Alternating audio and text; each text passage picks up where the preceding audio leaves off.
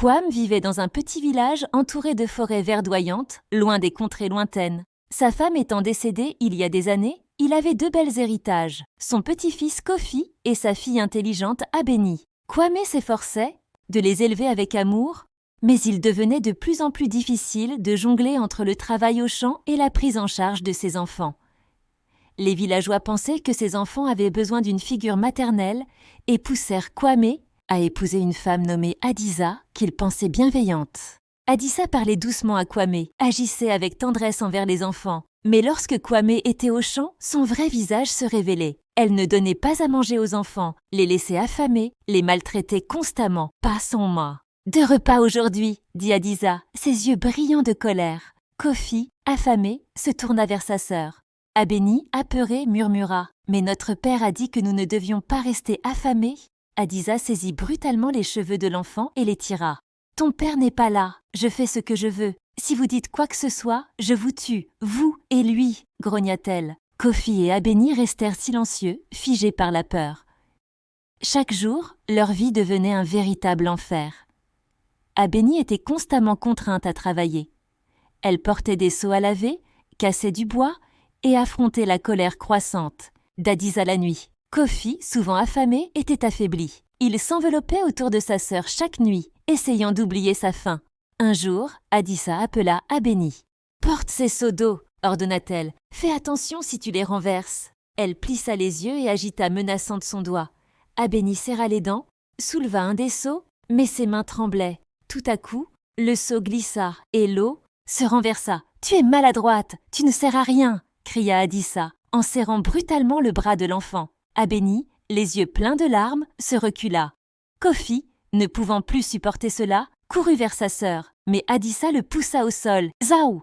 Enfants se repliaient de plus en plus sur eux-mêmes.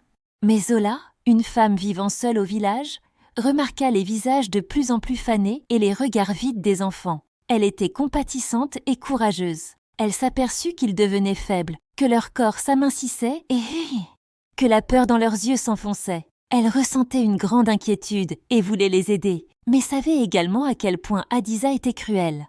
Elle devait attendre le bon moment, mais une voix intérieure lui disait qu'il fallait agir rapidement. Un jour, Adisa profita de l'absence de Kwame pour emmener les enfants dans la forêt. Le soleil chaud filtrait à travers les branches et Komwei. Un léger vent faisait bruisser les feuilles. « Nous allons ramasser du bois », dit-elle avec un sourire faux, mais les enfants frémirent.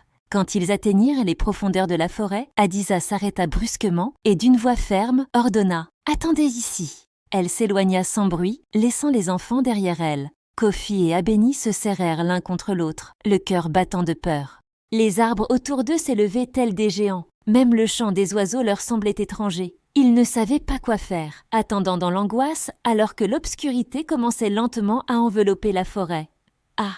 Ce moment-là, une ombre glissa entre les arbres. C'était Zola. Elle les avait suivis en toute discrétion. Avec un regard affectueux, elle s'approcha des enfants, s'inclina légèrement et tendit les mains. « Je ne peux pas vous laisser ici, venez avec moi » dit-elle d'une voix douce. À la lumière de la lune, la présence de Zola apporta réconfort aux enfants. Ensemble, ils cherchaient une issue à la forêt tandis que le murmure du vent et les bruits d'animaux lointains semaient la peur dans leur cœur. Mais ils n'étaient plus seuls. La pureté et le courage commençaient à montrer le chemin dans cette forêt sombre. Cependant, un terrible désastre survenait sur le chemin du retour. Dans l'obscurité de la nuit, une paire d'yeux brillants surgit des buissons. Puis, des rugissements féroces résonnèrent. D'abord un chacal, puis un prédateur plus gros, un léopard affamé, apparut dans l'ombre. Les yeux avides des animaux étaient fixés sur leur proie. Zola tenait fermement la main des enfants, les restant silencieux derrière elle. « Ne bougez pas » murmura-t-elle. Kofi et Abeni, avec les yeux remplis de larmes, se collèrent contre le dos de Zola. Le léopard s'accroupit avec un grondement bas, ses muscles tendus, prêts à bondir. Le cœur de Zola battait à tout rompre. Elle chercha des pierres, des bâtons, mais dans l'obscurité, elle ne trouva que la terre froide. Juste, à ce moment-là, avec les hurlements des chacals, la forêt se remplit d'un écho de terreur. Les animaux se précipitèrent sur eux. Zola poussa les enfants derrière une grosse pierre proche dans un mouvement brusque. « Cachez-vous, ne sortez pas quoi qu'il arrive » cria-t-elle.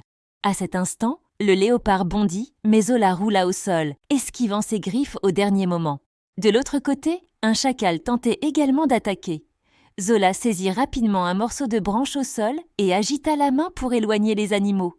Mais cela ne faisait qu'accentuer leur colère. Pendant un moment, tout sembla figé. Le léopard était tendu, prêt à faire son dernier bond mortel. Mais juste à ce moment-là, un grondement profond résonna dans la forêt. Le cri d'un lion sauvage. Les animaux se figèrent, et les chacals, en hurlant, reculèrent. Après avoir poussé un cri strident vers le ciel, le léopard s'enfuit rapidement dans les profondeurs de la forêt. Zola ressentit un profond soulagement et se tourna vers les enfants. « Vite, nous devons partir d'ici », dit-elle.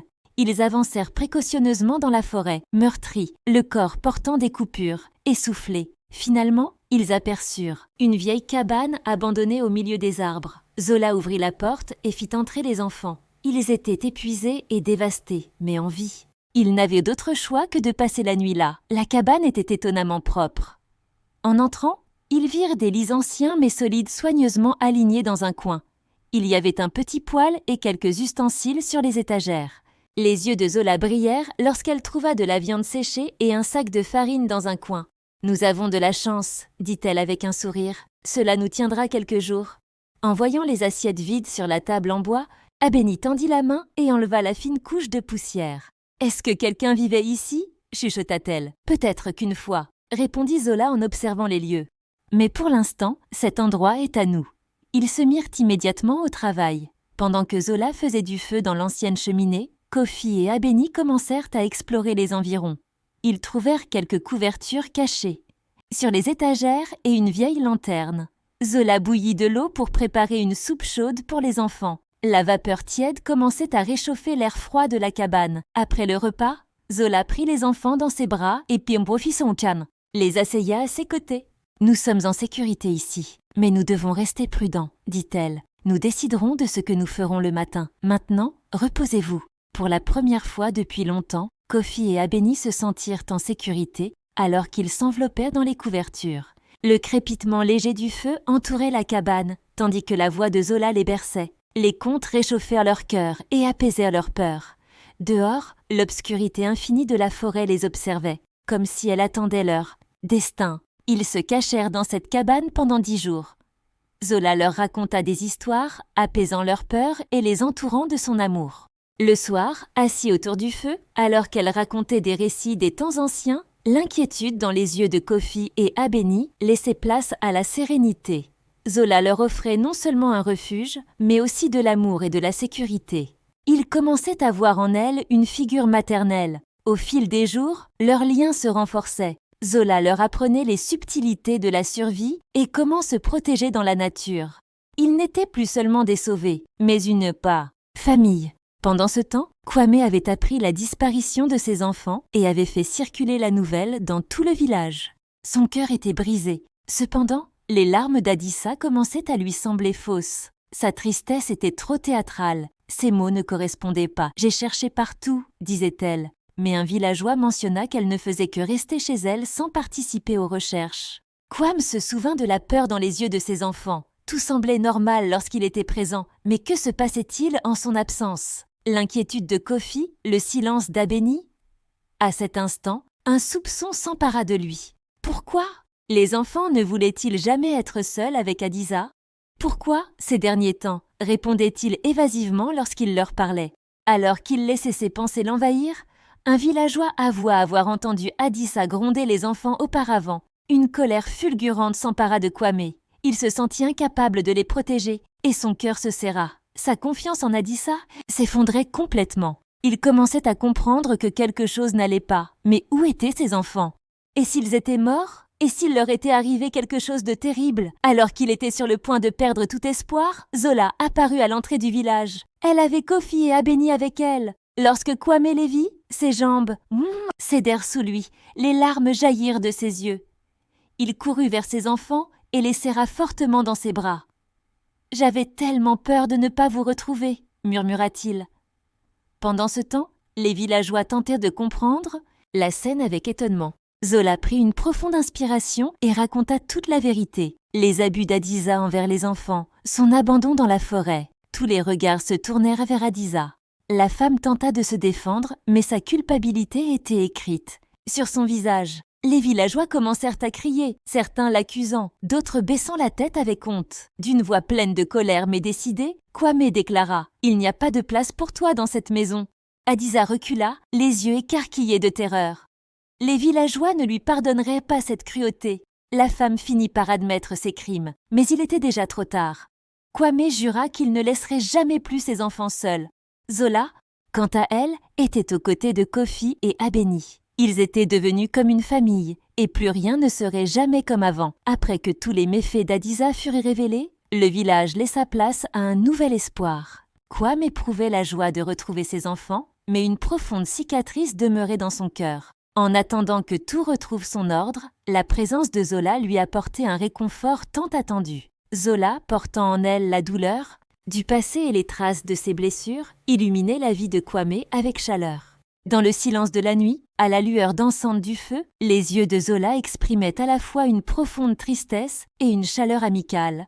Kwame continuait d'admirer la force innée de Zola. Dans ses paroles, dans ses gestes, elle incarnait une renaissance, se relevant des douleurs de son passé. Un soir, à la sortie de la place du village, après avoir ressenti un léger frisson, Kwame prit ses enfants dans ses bras et marcha vers la maison de Zola. Zola l'attendait à la porte, un léger sourire empreint de mélancolie sur le visage. « Le temps est vraiment agréable aujourd'hui, n'est-ce pas ?» demanda Zola d'un ton doux. Kwame hésita quelques secondes, mais avec un regard sincère, il répondit « Oui, peut-être est-ce le début d'une journée où nous pourrions à nouveau espérer. » Ce soir-là, dans leur petite chambre, au doux crépitement du feu, ils partagèrent les douleurs du passé, les personnes qu'ils avaient perdues et les rêves qu'ils nourrissaient pour l'avenir. Lorsque Zola évoqua certaines valeurs qu'elle avait perdues par amour dans sa jeunesse, ses yeux se remplirent de larmes, mais ses blessures rappelaient aussi la beauté de la vie. Kwame, en réponse à ses confessions sincères, chuchota. « Les douleurs des tiens, tout comme les miennes, sont lourdes, mais la force de ton corps m'apprend à revivre. » Les jours passèrent, renforçant le lien entre Zola et Kwame. Dans la lumière du matin, ils continuaient d'aller au champ, profitant de moments au bord du fleuve avec les enfants. Zola enseignait à Kwame les subtilités de la nature, le temps, langage des champs, du vent et de l'eau. Kwame commençait à se sentir plus fort en présence de Zola. Sa tendresse faisait germer à nouveau l'amour dans son cœur brisé. Un jour, alors qu'ils étaient assis au bord de la rivière, Zola étendit ses mains délicates vers celles de Kwame. « Parfois, la vie nous inflige des douleurs, mais ces blessures sont ce qui nous façonne, nous permettant d'apprendre à aimer à nouveau, » dit-elle. Kwame, dans la sagesse de Zola, ressentit une chaleur dans son cœur qu'il n'avait jamais connue auparavant. « Il y a une telle beauté dans ta voix, dans tes mots. C'est comme si je pouvais me ressaisir grâce à toi, » répondit-il. Au cours de la nuit, sous les étoiles, ils écoutèrent les histoires l'un de l'autre. Peut-être que Zola ne s'était jamais complètement remise des marques du passé, mais son amour pour Kwame